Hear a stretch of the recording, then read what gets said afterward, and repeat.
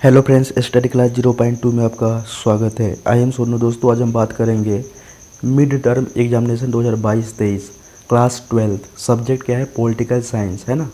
Timing कितना देखा है? 3 घंटे का दे रखा है दोस्तों। अधिकतम मार्क्स कितना है? 80 मार्क्स का है। तो सामान्य दृष्टि से दे रखा है। इस प्रश्न पत्र में कुल कितने? 31 प्रश्न है। सभी प्रश्न क्या है दोस्तों? अनिवार्य है।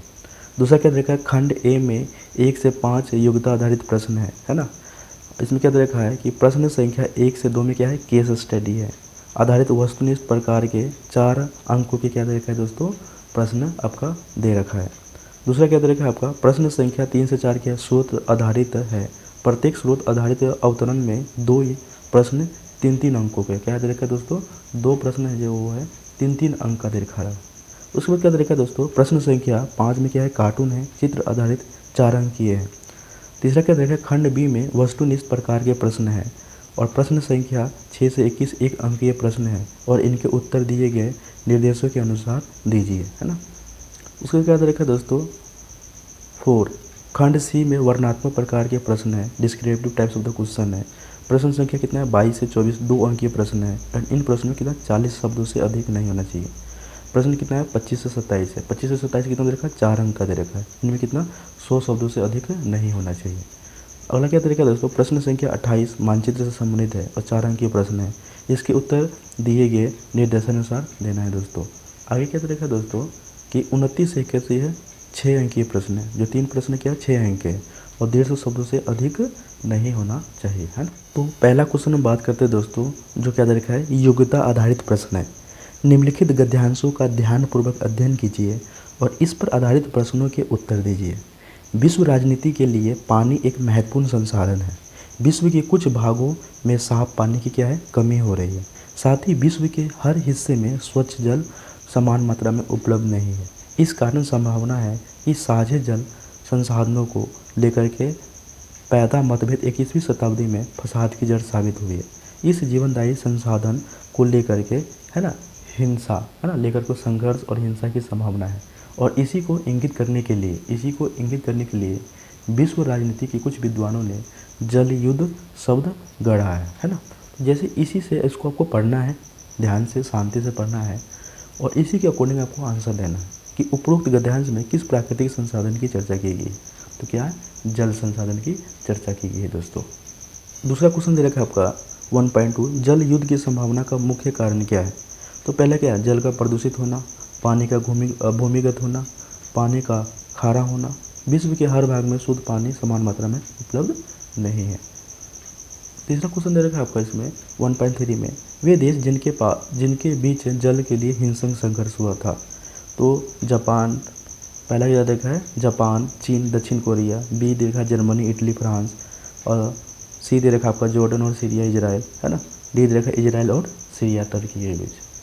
उसके बाद क्या दे रखा है दोस्तों 1.4 सीरिया और इराक के बीच किस नदी पर बांध के निर्माण को लेकर के क्या संघर्ष हुआ था? तो ब्रह्मपुत्र नदी, है ना, दजला नदी और नील नदी और फरात नदी। तो ये आपको 4 ऑप्शन है, इसी में से आपको आंसर सेलेक्ट करना है और इसको आंसर देना है दोस्तों। दूसरा गद्यांश क्या है? निम्नलिखित गद्यांशों को ध्यानपूर्वक अध्ययन कीजिए और इस पर आधारित प्रश्नों के उत्तर दीजिए। आज़ादी के बाद के पहले दशक में विकास के सवाल पर खूब बहस हुई और उस वक्त लोग विकास की बात आते ही पश्चिम का हवाला देते थे कि विकास का पैमाना पश्चिमी मुल्क है। आज भी एक अर्थ में हम इस बात को लक्ष्य कर सकते हैं कि विकास का अर्थ ज़्यादा से ज़्यादा आधुनिक होना हो और आधुनिक होने का अर्थ होता है कि पश्चिमी औद्योगिक देशों की तरह होना। तो पहला इसमें क्या तरीका है क्वेश्चन आपका कि आज़ादी के बाद के पहले दशक में किस सवाल पर क्या हुई थी? बहस हुई थी। तो 4 ऑप्शन दे रखा है कि आज़ादी पाने के तरीके, है ना। ब आज़ादी के बाद लोकतंत्र स्थापित करना। स आज़ादी के बाद नियोजित विकास करना। और आपका ड आज़ादी के बाद पाकिस्तान से आए लोगों को पुनर्वास पर जोर दिया गया। तो दूसरा क्वेश्चन देगा 2.2 1950 के दशक में विकास के पथ पर कौन से देश अग्रसर थे? ए पूर्वी देश, बी पश्चिमी देश, सी उत्तरी देश और ड क्या है? दक्षिणी देश दे रखा है आपको दोस्तों। 2.3 में क्या है? पश्चिमी देशों की तरह भारत को औद्योगिक देश बनाने के पीछे क्या उद्देश्य था? ए देश में पश्चिमी संस्कृति लाना, बी देश का विकास करना, सी देश में वैश्वीकरण की शुरुआत करना और डी देश के इतिहास को क्या करना है दोस्तों? पुनर्भाषित करना था। चौथा क्या देखा है दोस्तों? आज़ादी के समय भारत ने अर्थव्यवस्था के विकास का कौन सा मॉडल अपनाया था? तो ए पूंजीवादी मॉडल, बी समाजवादी मॉडल, सी मिश्रित मॉडल, डी उदारवादी मॉडल। तो आपको पता ही दोस्तों कि भारत ने आज़ादी के बाद कौन सा मॉडल अपनाया था, मिश्रित मॉडल अपनाया था। तीसरा गद्यांश दे रखा है, निम्नलिखित गद्यांशों को ध्यानपूर्वक अध्ययन कीजिए और नीचे दिए गए प्रश्नों के उत्तर दीजिए। तो क्या दे रखा है दोस्तों इसमें कि रूस अपने विघटन से पूर्व सोवियत संघ का बृहत भाग था। 1980 के दशक के अंत में और 1990 के दशक की शुरुआत में सोवियत संघ के विघटन के बाद रूस यूएसएसआर के मजबूती उत्तराधिकार के रूप में हुआ, है ना। तो रूस उत्तराधिकार था। रूस को जीडीपी इस समय दुनिया में 11वें स्थान पर था। रूस के पास खनिज, प्राकृतिक संसाधनों और गैसों के भंडार थे जो इसे वैश्विक दुनिया में एक शक्तिशाली देश बनाते हैं। इसके अलावा रूस एक परमाणु राज्य है जिसके पास परिष्कृत हथियारों का विशाल भंडार है। रूस संयुक्त राष्ट्र सुरक्षा परिषद में क्या है, जिसे पी कहा जाता है, माने आपका उसको वीटो पावर मिला हुआ एक अस्थायी भी सदस्य भी है दोस्तों। तो 3.1 सोवियत संघ के विघटन के बाद उसका उत्तराधिकारी देश कौन सा था, पता ही दोस्तों। सोवियत संघ का विघटन हो गया था तो उत्तराधिकारी देश कौन सा था, आपको रूस है। उसे P5 में क्यों शामिल किया गया था, माने जो P5 का मतलब क्या होता है, जो वीटो पावर है 5 देशों के मिला, ब्रिटेन, फ्रांस, रूस, है ना, रसिया, है ना। तो 5 देशों के पास क्या है, वीटो का अधिकार है। तो उसमें क्यों शामिल किया गया, उसका आंसर बताना है दोस्तों। उदाहरण सहित सिद्ध कीजिए कि रूस को दुनिया के सबसे शक्तिशाली देश की श्रेणी में क्यों माना जाता है। तो उदाहरण देकर के आपको बताना है। अगला गद्यांश क्या दे रखा है दोस्तों, वो हम बात करते हैं। अगला दे रखा है आपका कि निम्नलिखित गद्यांशों का ध्यानपूर्वक अध्ययन कीजिए और नीचे दिए गए प्रश्नों के उत्तर दीजिए। आज़ादी के बाद से श्रीलंका की राजनीति पर बहुसंख्यक, है ना। तो श्रीलंका में 2 जाति था, एक तो सिंहली जाति था, एक तमिल जाति था। तो जो सिंहली जाति की संख्या क्या था, अधिक था, नुमाइंदगी करने वाला दबदबा था। यह लोग भारत छोड़ करके श्रीलंका आवासी थी, को तमिल आबादी के खिलाफ थे। तमिलों का बसना श्रीलंका के आज़ाद होने के बाद भी जारी रहा। सिंहली राष्ट्रवादियों का मानना था कि श्रीलंका में तमिलों के साथ कोई रियायत नहीं बरतनी जानी चाहिए क्योंकि श्रीलंका सिर्फ सिंहली लोगों का है। तमिलों के प्रति उपेक्षा भरे बर्ताव से उग्र तमिल राष्ट्रवाद की आवाज़ में क्या है, बुलंद हुई है दोस्तों। तो 4.1 श्रीलंका के आज़ादी का वर्ष तथा पूर्व नाम लिखिए। तो पूर्व नाम क्या है, सिलोन बोला जाता था, है ना। इस देश में उग्र तमिल राष्ट्रवाद की आवाज़ बुलंद करने वाले संगठन का नाम लिखिए। तो दोस्तों जो गद्यांश पढ़ा उसी के अकॉर्डिंग आंसर देना आपको। 4.2 रखा है, श्रीलंका की अंदरूनी समस्या के समाधान में भारत की क्या भूमिका है। तो अंदरूनी समस्या क्या है कि तमिल और सिंहली को लेकर के जो आपस में चलते रहते हैं। उसके बाद क्या रखा है दोस्तों, नीचे दिए गए चित्रों का अध्ययन करके प्रश्नों के उत्तर दीजिए। तो ये चित्र दे रखा है आपका, नीचे दिए गए चित्रों का अध्ययन करके प्रश्नों का उत्तर देना है। ये आपका 4 मार्क्स का है। तो क्या दे रखा है इसमें, यह चित्र किस संगठन से संबंधित है, पहला तो यही है। इसके बीच में कहाँ का मानचित्र बनाया गया है। तो ये यूएनओ का है ना, किस संगठन का है यह चित्र, यह चित्र किस संगठन से संबंधित है, आपको पता चले गया हो कि यूएनओ का है ना। और आगे दे रखा है दोस्तों, आगे हम बात करते हैं। 5.2 दिए गए चित्र में दी गई पत्तियाँ किस वृक्ष की है, यह पत्तियाँ किस बात का प्रतीक है। तो जैतून का है दोस्तों। पूरा क्वेश्चन पेपर को हम एक बार रिव्यू लेते हैं कि किस टाइप का क्वेश्चन पेपर आ रखा है ना, वही बात कर रहे हैं आप। उसके बाद दे रखा है आपको दोस्तों कि खंड भी वस्तुनिष्ठ प्रकार के दे रखा है, 6 से 10 है ना, बहुविकल्पी प्रश्न है। तो सोवियत अर्थव्यवस्था की प्रकृति के बारे में निम्नलिखित में से कौन सा असत्य कथन है ना है। तो सोवियत अर्थव्यवस्था में समाजवादी प्रभावी विचारधारा थी, जनता को आर्थिक आज़ादी थी, उत्पादन के साधनों पर राज्य का स्वामित्व नियंत्रण था, अर्थव्यवस्था हर पहलू नियोजन और नियंत्रण राज्य का करता था। तो ये चीज़ दे रखा आपका दोस्तों। तो इसी में से आपको कि कौन सा जो कथन है वो असत्य है। 7वां क्वेश्चन दे रखा है कि अमेरिका का रक्षा बजट कितने देशों के रक्षा बजट के बराबर है। तो A 10, B 11, C 12, D 13। अगला दे रखा है दोस्तों कि अरब स्प्रिंग की शुरुआत कब हुई थी। अरब स्प्रिंग की शुरुआत कब दे रखा है दोस्तों, 2007, B 2008, C 2009 और D 2010। 9वां क्या दे रखा है क्वेश्चन, स्वतंत्र राज्यों का राष्ट्रकूट जिसे CIS कॉमनवेल्थ इंडिपेंडेंट स्टेट का गठन कब हुआ था। तो 1988 दे रखा है आपका, 1990 दे रखा है ना, 1989 दे रखा है, 1900 क्या दे रखा है 91 दे रखा है। तो A 1988, B 1989, C 1990, D 1991, है ना। तो 1991 दे रखा है। आगे बात करते हैं दोस्तों कि 2005, 10वां क्वेश्चन क्या दे रखा है, 2005 में यूरोपीय संघ का सकल घरेलू उत्पाद कितना था। तो कितना है कि 12,000 अरब डॉलर है, 11,000 अरब डॉलर है, 10,000 अरब डॉलर है और 15,000 अरब डॉलर है। तो कितना दे रखा है दोस्तों, इसका आंसर आपका पता ही है कि बुक के अकॉर्डिंग दे रखा है दोस्तों। तो 12,000 अरब डॉलर था। 11वां क्वेश्चन दे रखा है कि सार्क का पहला अधिवेशन डैश कहाँ हुआ था। है ना। 12वां क्वेश्चन रखा है कि 1971 में पूर्वी पाकिस्तान के एक स्वतंत्र देश बना, जो कौन था आपका बांग्लादेश, है ना। तो आपको आंसर बहुत इजी है, बट आपको क्वेश्चन को क्या है कुल से, दिमाग से, है ना, कुल, ब्रेक और हेड। तो शांति से पहले सोचना है ना, फिर प्रश्न को तोड़ तोड़ के समझना है, फिर उसके बाद आंसर देना है आपको। तो दोस्तों बहुत ही पेपर इजी आ रखा है एक तरीके से। अगला देखा 13वां क्वेश्चन, 1989 में भारत ने श्रीलंका में क्या शांति सेना भेजी थी। तो भारत ने क्या श्रीलंका में कौन सी सेना भेजी थी, शांति सेना। 14वां देखा कि संयुक्त राष्ट्र संघ के वर्तमान महासचिव कौन है। दोस्तों पता ही है आपको, एंटोनियो गुतरेस है। तो महासचिव कौन है, एंटोनियो गुतरेस। 15वां क्वेश्चन दे रखा आपका कि परंपरागत सुरक्षा नीति का एक प्रमुख तत्व क्या है ना, शक्ति संतुलन बनाना, है ना। तो शक्ति संतुलन बनाना है आपका। युद्ध की आशंका को रोकना क्या बोला जाता है ना, अवरोध बोला जाता है। तो बहुत इजी क्वेश्चन दे रखा आपको। 16वां क्वेश्चन दे रखा आपका कि विश्व राजनीति में हर देश को अपनी सुरक्षा की जिम्मेदारी खुद उठानी पड़ती है। तो 16वां क्वेश्चन आपका देखा है कि सत्य और असत्य वाक्य को पहचान कर अपनी उत्तर पुस्तिका में लिखिए, कौन सा सत्य कौन सा असत्य है।